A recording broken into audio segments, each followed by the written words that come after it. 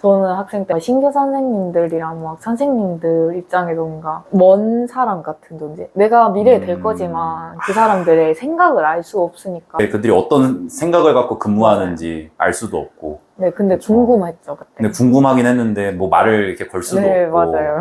아, 그러니까 이렇게 후배들을 네. 위해서 이렇게 나와주셨군요. 너무 네, 감사합니다. 맞아요. 아, 2달 만에 퇴사를 어떤 네. 결심을 하셨는데 네. 가장 결정적인 퇴사 사유가 어떻게 돼요? 우선 제가 2달 동안 일하면서 이제 배우는 기간이 2달이고 지금 3달째는 거의 아무것도 아닌 기간인데 그 배우는 기간 동안 진짜 마지막 날에 퇴사를 결심하게 되기 전날에 진짜 죽고 싶다는 생각이 들었어요. 진짜. 그래서 막 울면서 아빠한테 전화를 했어요. 아이고. 여기서 일하기 너무 힘들다고. 나 진짜 이러다 죽을 것 같다 이러면서. 그러고 다음 날에 이제 데이 끝나고 본가를 갔어요. 본가 가서 제가 이제 죽고 싶다고 약간 생각할 정도로 힘들다고 생각했던 걸 다 털어놨어요, 가족들한테. 가족들이 가장 큰 거니까 뭔가 퇴사 같은 것도 가족들한테 먼저 얘기를 하고 싶었고 허락을 좀 구하고 싶었어요. 근데 또 하지 말라고 했으면 저 안 했을 거예요. 정말 죽더라도. 근데 가족분들은 당연히 좀 이야기를 들어주셨겠죠. 네. 제가 가족이라도 당연히. 네. 그래서 직장보다 중요한 거는 정말 자기 자신이기도 하고. 네. 그 정도로 힘들다고 하면. 그냥 그 부서가 정말 안 맞는 거면 이제 퇴사하는 게 어쩔 수 없기는 한데 그냥 명심해줬으면 하는 게 이번에 퇴사를 한다고 다음에 또 어떤 일을 다시 시작했을 때 금방 퇴사하면 되지라는 좀 그런 생각을 가지지 않게 그런 생각만 안 가지면 된다고 부모님께서. 네, 허락해 주셨어요. 네. 그쵸. 아이고, 부모님이 말씀은 그렇게 하셨더라도 네. 근데 너무 속상하셨을 것 같아요. 네. 그러니까 뭐 퇴사를 해서 속상한 게 아니라 그 상황이 그렇게 된 거에 대해서 참 속상하셨을 것 같아요. 네, 맞아요. 혹시 실례가 안 된다면은 진짜 어떤 부분이 그렇게 좀 죽을 만큼 힘들었는지 이렇게 좀 이야기를 해주실 수 있나요?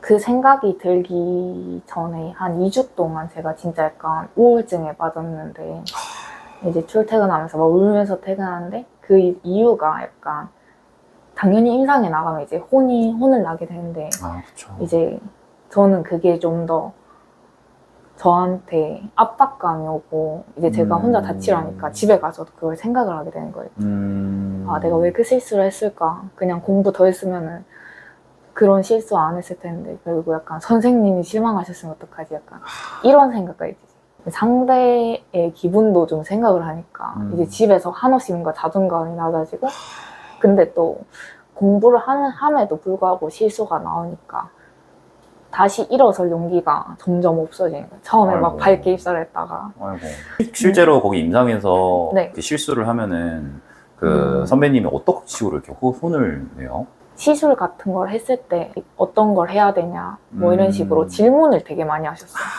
지금 뭐 해야 돼? 뭐 이런 프로토콜 같은 것들을 이렇게. 네. 이럴 때 뭐 차팅 어떻게 넣어?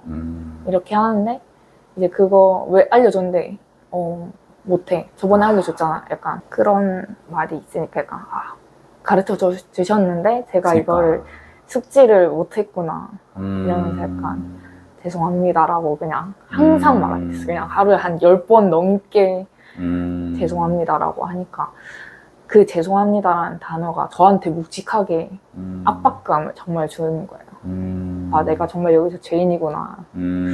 물론 선생님 그런 의도까지는 아니었겠지만 제 성격상으로 약간 거기서 혼자서 그냥 더 적응을 못하고 이제 자신감도 낮아지니까 선생님 앞에서도 벌벌 떨면서 약간 대답하고 PTSD가 온 것처럼 그러니까 또 약간 질책받지 않을까 아니면 또 실수하지 않을까 계속 출퇴근하면서 출근할 때 울면서 혹시 그 막 혼나는 과정에서 약간 좀 인격적인 모독이라든지 막 진짜 아니요. 그 정도는 아니었어요? 그 정도는 아니었는데 아무래도 거기서 일을 하게 되면 자취를 하거나 기숙사를 다니게 될 거잖아요.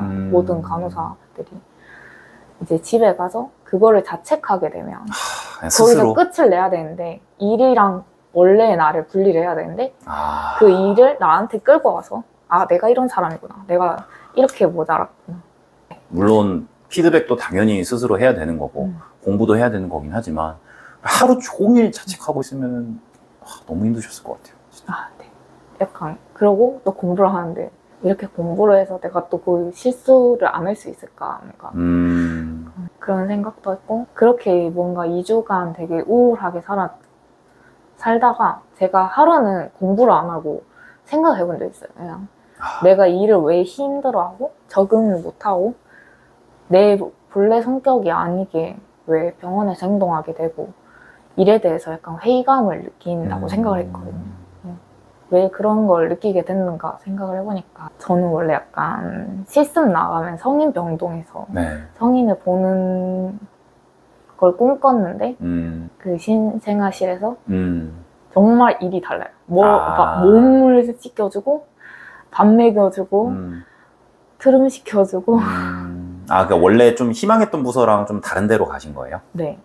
그렇구나. 그래서 약간 그 과정에서 그걸 할 때 그 일에 대해서 회의감을 많이 느꼈어요. 내가 여기서 뭐 하고 있는 걸까 이러면서 내가 처음에 기대했던 거랑도 너무 다르고 내가 이 직업을 평생 임상 일하면서 이걸 하고 싶은 거였나?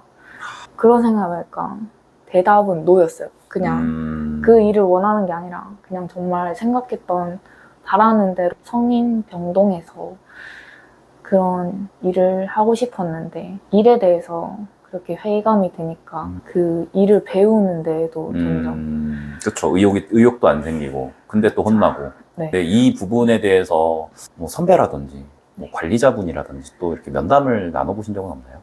저 면담 이때까지 한 4번, 5번 한 것 같은데 그 수환호 선생님이랑? 네, 수 선생님. 네, 퇴사하기 전에 막 로테이션 안 되냐고 그러니까. 여쭤봤는데 이제 원래 10년 동안 로테이션이 이 병원에는 없었고 이제 생겼는데 3월이랑 7월에 이제 정기적인 로테이션이 있는데 3월, 7월 이미 끝나버렸네요. 네. 그리고 제 이후에 8월에 들어온 동기들 말로는 이제 10년 이상 근무를 해야지 로테이션을 할 수 있다는 얘기를 그렇게도 얘기를 하는구나. 네, 들었다고 하더라고요. 그 간호처에서 약간 얘기를 하셨는지 교육 중에. 그래서 내가 어디로 갈 수 있는 곳은 없구나. 그 병원에서는. 그렇게 생각이 드니까 퇴사를 해야겠다. 결심이 들더라고요. 처음엔 저도 퇴사라는 거에 당연히 무서웠고 엄두도 못 내고 뭔가 지인들도 생각나고 동기들도 생각나는데 이 일이 내가 해야 될 일이 아니라고 생각하니까 지금 빨리 결정을 해야겠구나 이런 생각이 들어요. 딱 정리를 해보면 부서 자체도 내가 원해서 들어간 부서도 사실 아니었고 네. 나름대로 또 열심히 적응해 보려고 했는데도 뭔가 정말 조금이라도 보상이라도 뭔가 있었으면 됐는데 그것도 없었고 그냥 계속 혼나기만 하고 맞아요. 그리고 일을 분리도 못 해갖고 계속 스스로 약간 갉아먹는 것도 있었고 그리고 저희 부서는 이제 막 병원 중에서 키우고 있는 약간 주목하고 있는 부서 인원이 많은데 한 50몇 명 중에 지금 신규만 20명 가까이 되거든요. 그 부서에 이번에 뭐 거기 병원 말로는 이제 병원 하나 더 지을 예정인데 뭐 그쪽으로도 NICU를 더 추가적으로 만들 건데 그걸 위해서 좀 신규를 많이 들이고 있다고 들었거든요. 그래서 동기들이 한 20명 가까이 되니까 저도 모르게 약간 비교를 하게 되더라고요. 동기는 저렇게 열심히 한 달 먼저 들어왔는데도 저렇게 잘하는데 왜 난 적응을 못할까 약간 이제 아이고. 동기들끼리 얘기를 나눌 기회가 많이 처음에는 없으니까 다 적응을 잘하고 있는 줄 알고 잠깐 봤을 때는 당연히 그냥 일을 해내고 있으니까 일을 잘하고 있구나. 그냥 빈틈없이 실수 없이 잘하는 애들이구나. 나만 뒤떨어지는구나. 약간 이렇게 비교를 하게 되더라고요. 그러니까 점점 또 위축되고 그거대로 또 자신감 없어져서 그게 확실히 NICU 업무 자체가 네. 진짜 공부도 다 새롭게 해야 되고 실습 때 경험을 해볼 만한 게 아니잖아요. 네. 그러니까 진짜. 더 낯설고 더 적응이 어렵겠다. 맞아요. 일이 어려운 건 솔직히 아니긴 한데 막 중증도가 높은 대상이 오는 것도 아니고 그냥 대상이 신생아라고 했을 때 너무 색다르고 이걸 어떻게 받아들이냐에 따라서 그 일을 이겨낼 수 있는 그렇게 다른 것 같아요. 그래서 적응이 안 해서 이렇게 퇴사하는 케이스도 꽤 많고. 네. 그러면은 팀 분위기는 좀 어땠어요? 전반적으로 좋은 편이라고 저는 생각을 해요. 왜냐하면 약간 동기들이 많으니까 그거대로 좋은 장점이 이제 서로 모르는 게 있으면 백직장도 맞대면 낫다고 이제 서로 모르는 거 물으러 갈 수 있고 성격이 다 두루두루 좋은 편이라서 선생님들도 물어보면은 이제 나무라지긴 하겠지만 그래도 가르쳐 주시는 분위기고 성격이 거의 다 좋으시고 안 좋으신 분들은 정말 소수기 때문에 애들도 약간 여기 이만큼 병동 분위기 좋은데 찾아보기 드물 것 같다 이렇게 얘기를 많이 해요. 진짜 대다수한테 많이 들었어요. 팀 분위기가 좋은 게 또 전부는 아니었군요. 네, 확실히 업무 자체에서 좀 보람을 느껴야 되는 것도 있는 것 같아요. 맞아요. 그러니까 뭐 아기가 나와서 나가는 모습이 좋기는 하지만 그냥 마음속에서 내가 염원하던 게 아니니까 하면서도 이게 맞나? 이게 그런 의문점이 계속 드니까 약간 이 일을 빨리 그만둬야 되겠다는 그런 결심을 오히려 서게 한 것 같아요. 아무리 분위기가 좋아도 네. 나한테 안 맞으면. 근무하셨던 거의 네. 2달 기간 하루하루가 네. 되게 스트레스가 크셨을 것 같은데 그 중간에는 좀 스트레스를 어떻게 푸셨어요? 집에 돌아오면 먹을 거를 많이 먹고 당 같은 거 빵이나 그런 거 먹으면서 폭식을 하는 그런 게 생겼어요.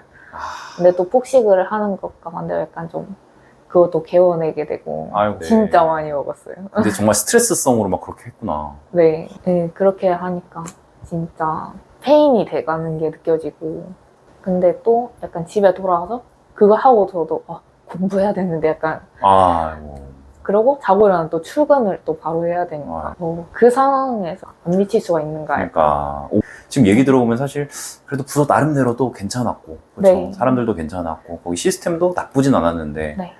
정말 약간 진짜 본인의 성향이 네. 조금 정말 직무랑 좀 안 맞았군요. 그러니까 이런 고민을 갖고 있고 그리고 걱정하시는 분들도 진짜 많거든요. 이번에 입사했을 때 정말 제 체력에 대해서 한계를 많이 느꼈어요. 저는 약간 홈트나 이런 간단한 운동만 했었는데 이제 취미로 하는 적성에 맞는 운동이 없으니까 체력이 애기도 무거우니까 좀 버티기 힘들고 운동해야 되는데 하니까 또 적성에 맞는 운동을 모르니까 시작하기 쉽지 않은 거예요.